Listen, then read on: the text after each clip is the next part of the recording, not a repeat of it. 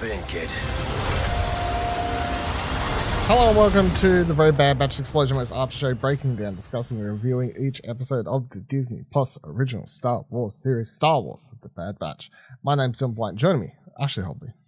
Hey, Don. Excited to be here to talk about Alien. I mean, yeah, kinda. This week's synopsis was something silly like the Batch finds a mysterious missing vessel or ship or something like that, I believe it was.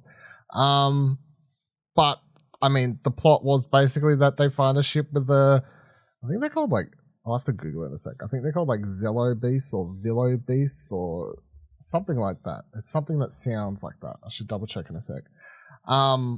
Yeah, but it's basically Alien. So the ship this monster. But the crazy thing is, I'll tell you in a minute. You tell me, what do you think of this episode? I thought it was pretty good, considering, we've been kind of down on the show the last couple of weeks. I thought it was really enjoyable. Obviously, it's got a little bit more of a horror tinge to it. Obviously, with the start, the opening with, feels like it could have been out of any space horror game or movie in the last couple of years. This episode feels like it was moving the plot along of what this episode definitely gave us an idea of what the rest of the season potentially could look like, with the cloning technology and them wanting to find Omega because that's the way to unlock get the person to work with them and all that kind of stuff. So yeah, lots of interesting threads introduced this episode. I mean, there was actually action this week. Yeah. So Zillo Beast. Zillo Beast. Zillo Beast has that been introduced before?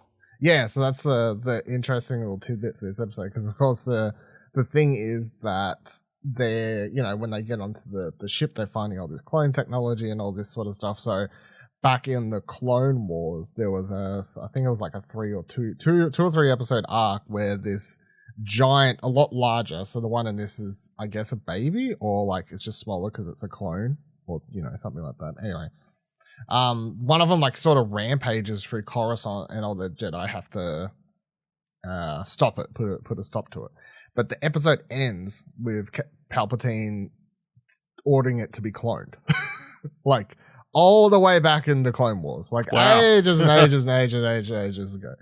And there was even a point where people were asking and kept thinking it was going to show up in Rebels for ages because of this whole, it was going to be cloned in that. But no, it just took about a whole nother show to get a Zillo Beast to show back up in Star Wars. So that was it's a very, very deep cut. But yeah, the implication here is obviously Palpatine all the way back many, many years ago, over 10 years ago in an episode of the Clone Wars, ordered this thing to be cloned, and that's what's happening in this episode, I guess, But yeah, I really liked the episode. I thought it was it's pretty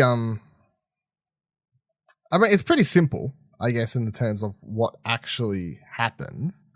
I feel like there's lots, we're moving stuff forward by getting back towards the direction of talking about Empire, clones, what clone technology has now been used for, all these things that make more sense for the show to be spending time discussing, not fucking mining for rocks. I really enjoyed that this episode they tell what's a fuck to go fuck themselves. Sid? Sid, yeah. This is the last job, we think. We need to cut ties. Yep. 20%. Which I feel 30%. again, that's going to be something that bites me in the ass. Sid's going to turn him over to the Empire, probably. Yeah, I reckon that's what's going to happen. Anything for $1, So, bullshit.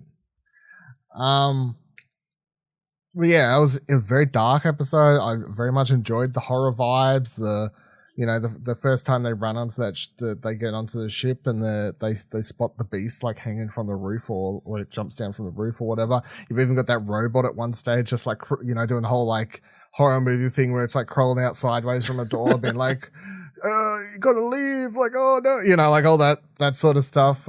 Still some humor there, when they're trying to run away for the first time, and Tech is I think this ship was a research facility, or whatever. They're we know, and all that sort of stuff. So, yeah, I really enjoyed it. It was probably the most fun I've had watching this show in some weeks, I would say, in a time when I spent all of last week's episode just complaining about the show. Which it, like, and that's the thing. This episode isn't heavy on major story reveals or anything, but it feels more in line with what the show should probably be about. I guess that's my major thing, you know, them bumping into a ship that's been ransacked by this escaped clone Zillo beast that was potentially ordered to be cloned by Palpatine in the Clone Wars. That all sounds like something thematically that this show should be investigating, you know? That sounds way more, not whatever we've been doing for the last, for the majority of the last 10 episodes, I feel like is my other major complaint. Was there anything else in this episode that like really stood out to you? I mean, obviously we're introducing this whole subsect of the Empire of like this research facility and that kind of stuff. Yeah. You know, this new character that I don't think we've ever seen, this doctor dude. Doctor something. I was trying to think. I don't know if I wasn't ringing any bells for me, but no. But yeah, you know, we all know cloning is a massive part of Star Wars. So, like, even going into the future, you know, is this going to be the instigating point for, you know, Palpatine coming back in Rise of Skywalker? I mean, as much as I hate the Rise of Skywalker, right? And I hate the whole Palpatine clone thing. That's a movie. It exists. It's canon. Whatever else. So if they can like, you got to make it work. So I'm with all that said, I quite enjoy the whole Palpatine has always in the background been tinkering with clone tech, basically for himself.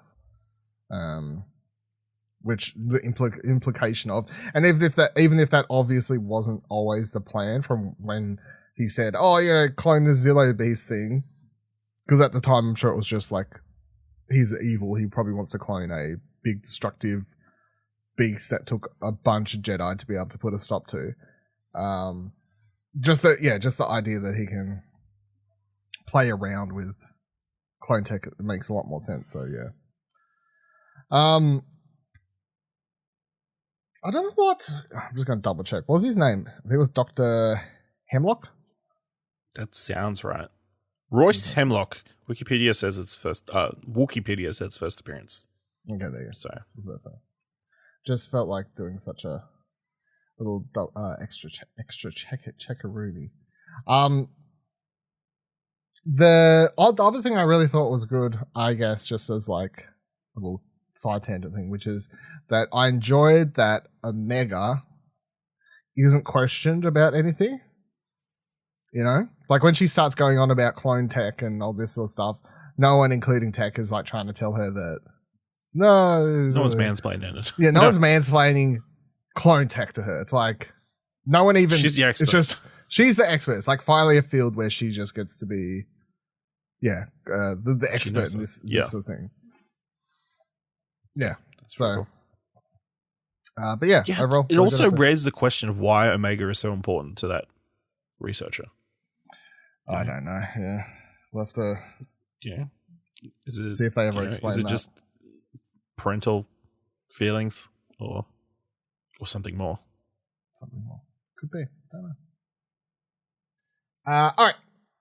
That'll do it for this episode of The Very Bad Batch. Of course, if you're listening to this, there should be either now or shortly on the podcast feed the return of The Mandalorians, because at the moment we've got The Mandalorian Season 3 and The Bad Batch Season 2 airing at the same time for the next 4 weeks? I can't remember how many episodes it is. Next I think few there's weeks 5 episodes left. So nearly nearly all of The Mandalorian will air before The Bad Batch ends, which is just weird. But anyway. But 4 weeks, because the finale is a double episode. So. Okay, yeah. So half of The Mandalorian will have aired, which is still weird. So check that out. Of course, we'll be discussing that, the first episode of that, over on The Mandalorians.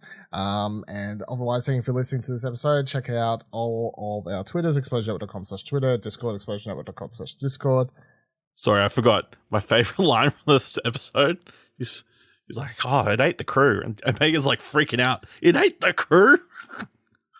Like it's such a shocking realization. Yeah, it was like a shocking realization as to why there was no bodies anywhere.